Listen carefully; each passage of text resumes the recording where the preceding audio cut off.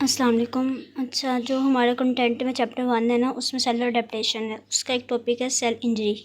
ठीक है, जब इंजरी हमारे सब जब ना एक्सटर्नल स्टिमुलाई बहुत ज़्यादा होता है ना, तो सेल के उधर डैमेज हो जाता है।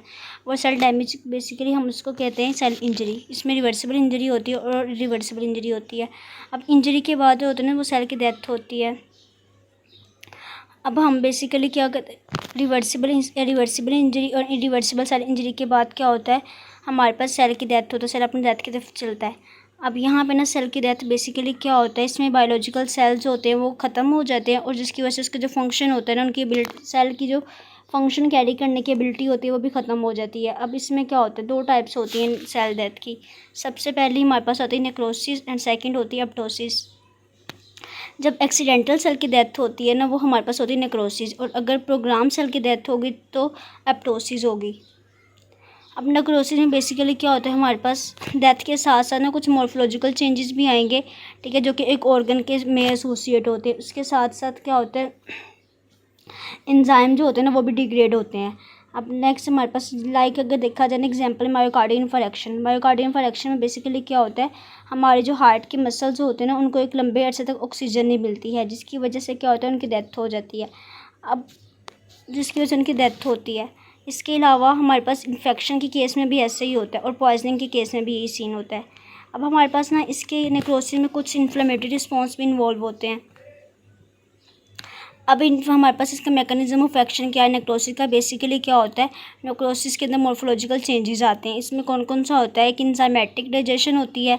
ठीक है, इसके अलावा साथ साथ क्या होता है, जो प्रोटीन होती है जो कि सेल को मेंटेन करती है, उसके स्ट्रक्चर को, उस वो भी क्या होती है, डिग्रेड हो जाती है, उसकी डिनेचरेशन होती है। सिंपल सा क्या होता है, एंजाइमेटिक डिग्रेडेशन होती है। ठीक है, इसके अलावा हमारे पास हाइड्रोलाइटिक सेल्स होते हैं, लाइसोसोम से जो ड्राइव्ड होते हैं, वो भी क्या करवाते हैं, हमारे पास नेक्रोसिस करवाते हैं। दूसरा क्या करते हैं, प्रोटीन की डिनेचरेशन होती है।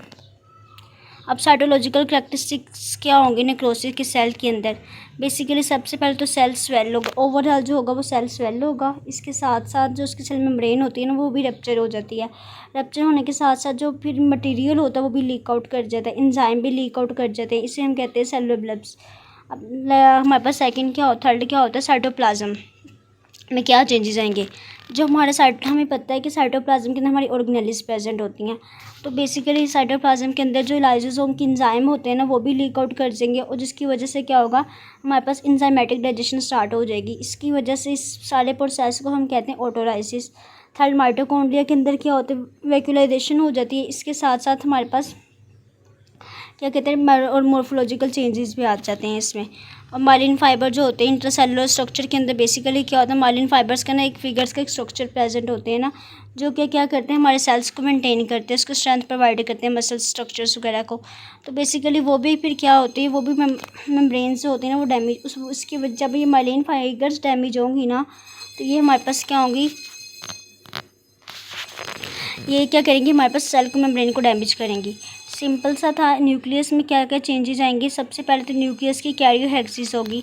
कैरियोहेक्सिस में क्या होता है, जो न्यूक्लियर होता है ना, वो फ्रेगमेंट की फॉर्म में कन्वर्ट हो जाता है। इसके साथ साथ क्या होता है, जो स्मॉलर पार्टिकल्स होते हैं ना, वो भी ब्रेकआउट कर जाते हैं न्यूक्लियस के। फिर पिक्नोसिस होते हैं, उसमें क्या होता है, जो न्यूक्लियस होता है ना, वो श्रिंक हो जाता है, उसकी कंडेंसेशन हो जाती है। कैरियोलाइसिस में सिंपल सा क्या करता है, जो न्यूक्लियस होता है उसकी फेड आउट होती है, या वो लाइसिस में चला जाता है। सिंपल सा तीन चेंजेस आते हैं न्यूक्लियस के अंदर। सबसे पहले न्यूक्लियस जो होता है वो फ्रेगमेंट के फॉर्म में कन्वर्ट हो सकता है। ठीक है, इसके अलावा वो स्मॉलेस्ट पार्टिकल्स में कन्वर्ट हो जाता है। और पिक्नोसिस में सिंपल सा जो न्यूक्लियस होता है वो श्रिंक फॉर्म में कन्वर्ट होता है और उसकी कंडेंसेशन हो जाती है। और कैरियोलाइसिस में क्या होता है, न्यूक्लियस ही लाइसिस हो जाती है। ये सिंपल से वो थे हमारे पास इसके। नेक्रोसिस के आगे टाइप्स होती है। सबसे पहले टाइप आती है कोएगुलेटिव नेक्रोसिस, फिर आती है liquefactive necrosis, caseous necrosis, fat necrosis, fibrinoid necrosis and gangrenous necrosis. अच्छा, कोएगुलेटिव में बहुत सिंपल सा यहाँ पे ये होता है, ये ज़्यादातर सोलिड ऑर्गन्स में हम लोगों को होते हैं, दिखाई देती है नेक्रोसिस, जिसमें किडनी हो गया, हार्ट हो गया, एड्रिनल ग्लैंड्स हो गए। और ये क्यों होती है, जब एक प्रोलॉन्ग अरसे तक ब्लड सप्लाई नहीं पहुंचता किसी ऑर्गन को, तो उसकी वजह से क्या होता है, सेल की डेथ होती है। इसमें हमारे पास मायोकार्डियल इन्फारेक्शन आ गई, यानी कि हार्ट के मसल्स की डेथ हो गई। ठीक है, इसके अलावा ब्रेन के अंदर, ब्रेन के अलावा बाकी जितनी भी हमारे पास नेक्रोसिस होती है हाइपोक्सिया की वजह से, वो कोएगुलेटिव नेक्रोसिस होंगे, एक्सेप्ट ब्रेन। ब्रेन में लिक्विफेक्टिव होती है। मैकेनिज्म ऑफ एक्शन में सिंपल सा ये होता है कि प्रोटीन की डीनेचुरेशन हो जाती है। इसके अलावा हाइपोक्सिया की वजह से या हमारे पास प्रोटीन्स की डीनेचुरेशन की वजह से क्या होता है, यहाँ सिर्फ स्ट्रक्चर डैमेज नहीं होता बल्कि एंजाइम भी डैमेज होते हैं, जिसकी वजह से क्या होता है, सेल की डेथ हो जाती है। मॉर्फोलॉजिकल चेंजेस में सिंपल सा क्या होता है, हमारे पास जो न्यूक्लियस होता है वो डिवर्ट फॉर्म में कन्वर्ट हो जाता है। इसके अलावा हमारे पास कोएगुलेटिव पिंक स्टेनिंग हमें ना साइटोप्लाज्म के अंदर शो होना शुरू हो जाते हैं। लिक्विफेक्टिव में बहुत सिंपल सा आपने ये करना है कि ऑटोलिटिक हो जाती है और हेटेरोलाइसिस होती है एंजाइम के, मतलब बेसिकली इसमें जो सेल की डेथ होती है ना वो एंजाइम की एक्शन की वजह से होती है। और जो एंजाइम होते हैं ना वो क्या करते हैं, प्रोटीन फॉर्म को लिक्विड फॉर्म में कन्वर्ट कर देते हैं। अब इसमें क्या होता है, जो ब्रेन की नेक्रोसिस होती है ना वो हमारे पास लिक्विफेक्टिव होती है। इसके अलावा बेसिकली ये इन्फ्लेमेशन होती है, जिसकी वजह से क्या होता है, हमारे पास पस फॉर्मेशन हो जाती है जहाँ नेक्रोसिस होती है। मैकेनिज्म ऑफ एक्शन सिंपल से ये होता है कि इंजाइमेटिक प्रोटीन्स की इंजाइमेटिक डिग्रेडेशन होता है, यानी कि इंजाइम प्रोटीन को डैमेज करना स्टार्ट कर देते हैं, जिसकी वजह से क्या होता है, वो जो सेल होता है, सेल की प्रोटीन फॉर्म होती है वो लिक्विड फॉर्म में कन्वर्ट हो जाती है।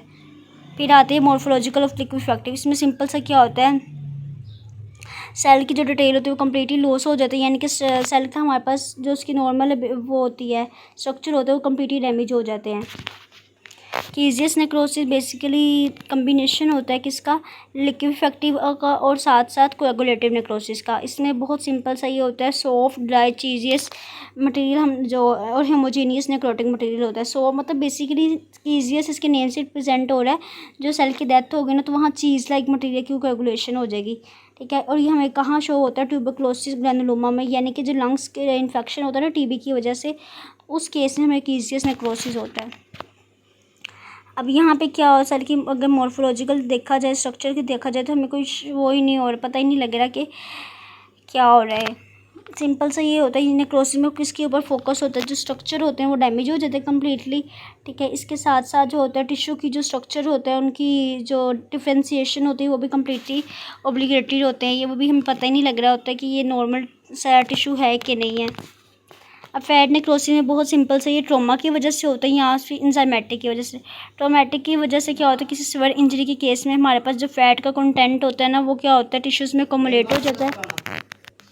अच्छा, ट्रॉमेटिक में सिंपल सा ये होता है कि किसी सिवियर इंजरी की वजह से क्या होता है, जो लिपिड का फैट कंटेंट होता है ना वो कम्युलेट होना शुरू हो जाता है टिश्यूज़ के अंदर, ठीक है। इसकी वजह से क्या होता है, सेल की डेथ होती है। इसमें ज़्यादातर कौन कौन से ऑर्गन्स आते हैं, ब्रेस्ट आता है, सबक्यूटेनियस टिश्यू आ जाते हैं, इसके साथ साथ एब्डोमेन आ जाता है। इंजाइमेटिक फैट नेक्रोसिस में क्या सिंपल सा क्या होता है, एडिपोज टिश्यू के अंदर क्या पैनक्रियाटिक जो इंजाइम होता है ना उनकी एक्शन की वजह से एडिपोज टिश्यू के अंदर फैट की डिपोजिशन हो जाती है, ठीक है, जिसकी वजह से क्या होता है, नेक्रोसिस हो जाती है। अब सिंपल सा क्या होता है, ट्राइग्लिसराइड्स होते हैं जो कि लिपिड्स की फॉर्म होती है, ठीक है, वो क्या करते हैं, लाइपेज में कन्वर्ट होते हैं, वहाँ से फैटी एसिड ग्लिसरॉल में कन्वर्ट होते हैं। अब यही फैट अच्छा, फैट नेक्रोसिस में ना सिंपल सा क्या होता है, फैट की डिपोजिशन होती है सेल्स टिश्यूज़ के अंदर, जिसकी वजह से सेल की डेथ होती है। इसकी बेसिकली हमारे पास दो टाइप्स होती है। सबसे पहली जो आती है वो ट्रोमेटिक होती है और दूसरी होती है इंजाइमेटिक। ट्रोमेटिक जो होती है ना इसमें सिंपल सा ये होता है, ट्रोमा की वजह से क्या हो जाता है, हमारे पास टिश्यू के अंदर हाई फैट कंटेंट जो होता है वो कम्युलेट होना शुरू हो जाता है। अब इसमें ज़्यादातर ब्रेस्ट सबक्यूटेनियस टिश्यूज़, उसके साथ एब्डोमेन वगैरह के ऑर्गन्स आते हैं। अगर हमारे पास एंजाइमेटिक होते हैं, इसमें सिंपल सा ये होता है कि जो पैनक्रियाटिक एंजाइम होते हैं ना वो क्या करते हैं, एडिपोज टिश्यूज़ में फैट की डिपोजिशन करवा देते हैं। ये हमारे पास ज़्यादातर कब होता है, एक्यूट पैनक्रियाटिस के केस में ही होता है। इसके अलावा हमारे पास एक ऐसी होती है, इसकी पैथोफिजियोलॉजी सिंपल से ही होती है, जो ट्राइग्लिसराइड्स वगैरह होते हैं ना वो कन्वर्ट हो जाते हैं किस में, लाइपेज में, और वो जो लाइपेज होता है वो आगे कन्वर्ट हो जाता है किस में, फैटी एसिड और ग्लिसरॉल में। अब यही जो फैटी एसिड्स होते हैं ना ये जाके कैल्शियम को सब बाइंड कर देते हैं और जो आके क्या करते हैं, कैल्शियम की डिपोजिशन वगैरह करवाना शुरू कर देते हैं और इस तरह से नेक्रोसिस कॉज होती है। आगे आती है फिब्रिनॉइड। फिब्रिनॉइड नेक्रोसिस में ना बेसिकली ज़्यादातर कहाँ पे होती है, जो आर्टरीज की वॉल्स होती है वहाँ पे होती है। और ये क्यों होती है, इसमें हमारे पास ज़्यादातर जो कॉज होती है ऑटो इम्यून डिसऑर्डर्स के केस में ज़्यादातर होता है। अब ऑटो इम्यून डिसऑर्डर्स वो डिसऑर्डर्स होती है जिसमें हमारा जो इम्यून सिस्टम होता है ना बॉडी का, वो हमारे ही अगेंस्ट काम करना शुरू हो जाता है। अब उस केस में जो नेक्रोसिस होगी टिश्यूज़ की वो कौन सी होगी, फिब्रिनॉइड्स। अब ये ज़्यादातर कहाँ किस केस में नज़र आता है, मैलिग्नेंट हाइपरटेंशन के केस में ये नज़र आता है हम लोगों को। अब मोर्फोलॉजी में क्या होता है, मतलब क्या चेंजेस आती हैं। जो हमारा नॉर्मल सेल होता है, नॉर्मल सेल का जो स्ट्रक्चर होता है वो किस में रिप्लेस कर जाता है, पिंक स्टेनिंग नेक्रोटिक मटेरियल में, ठीक है, जो कि हम लोग को कहाँ रिजेंबल करता है, वेसल्स के अंदर हम लोग को ये शो होता है। अब आ जाते हैं गैंग्रीनियस। गैंग्रीनियस बेसिकली इसमें क्या होता है, जब ना हमारे पास टिश्यूज़ को प्रोलॉन्ग अरसे तक ना ऑक्सीजन सप्लाई नहीं मिलती ना, जिसकी वजह से क्या होता है, टिश्यूज़ की नेक्रोसिस होना शुरू हो जाती है। और ये ज़्यादातर क्यों होती है, बैक्टीरियल इन्फेक्शन के केस में ये हम लोग को ना ज़्यादातर ये गैंग्रीनियस नेक्रोसिस होता है। इसमें सिंपल से क्या होता है, एंजाइमेटिक डिकम्पोजिशन होती है, जिसकी वजह से टिश्यू जो होते हैं वो हमारे पास उनकी डेथ हो जाती है। 3 टाइप्स होती है, वेट गैंग्रीन होती है, dry gangrene and gas gangrene. Wait gangrene बहुत सिंपल सा, इसमें जो टिश्यूज़ होते हैं हमारे पास मोस्ट हो जाते हैं। उसके साथ साथ ये हमारे पास क्यों होता है, बैक्टीरियल इन्फेक्शन जो होते हैं, बैक्टीरियल इन्फेक्शन की वजह से क्या होता है, हमारे पास नेक्रोसिस होती है, जिसकी वजह से हमारे पास टिश्यूज़ होते हैं वो मॉइस्ट टाइप के अपीयरेंस देते हैं। और ज़्यादातर क्यों होता है, जब आर्टरीज और वेन के ऑब्स्ट्रक्शन हो जाती है ना, या वो नैरो हो जाती है, या कोई भी क्लोट वहाँ फॉर्मेशन हो जाता है, उस केस में जो ब्लड सप्लाई नहीं मिलेगा, और जिसकी वजह से क्या होगा, हमारे पास टिश्यूज़ की डेथ हो जाएगी और वो वेट गैंग्रीन हो गए। अब ये ज़्यादातर कहाँ पे होगा, इंटेस्टाइन में, अपेंडिक्स में और लिम्स के अंदर। ड्राई गैंग्रीन बहुत सिंपल सा है, इसमें सिंपल से ये होता है, ब्लड सप्लाई की ऑब्स्ट्रक्शन हो जाती है, जिसकी वजह से जो टिश्यूज़ होते हैं वो ड्राई हो जाते हैं, रिंकल हो जाते हैं और उनका कलर चेंज हो जाता है। ज़्यादातर ये लिम्स के अंदर होता है।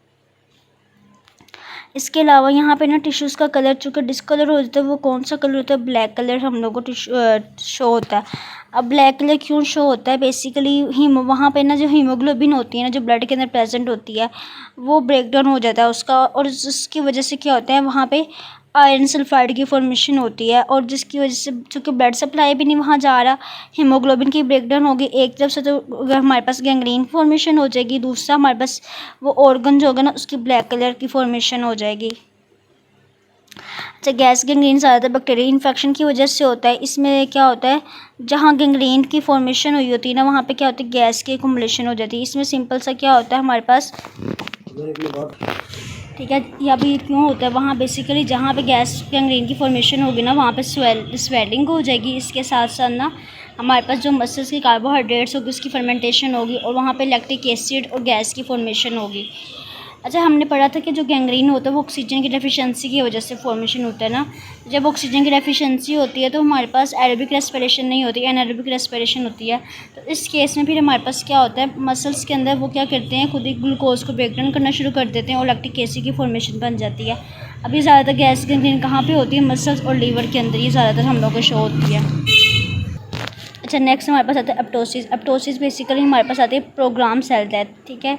इसमें 2 मैकेनिज्म ऑफ इन्वॉल्व होते हैं, सब जो कि सेल को रिमूव करने में हेल्प करवाते हैं, यानी कि सेल की डेथ में हेल्प करवाते हैं। सबसे पहला जो आता है ना वो होता है डीएनए को डैमेज करना, डीएनए डैमेज करवाना, और जो दूसरा होता है ना हमारे पास वो होते हैं माइटोकॉन्ड्रिया को डैमेज।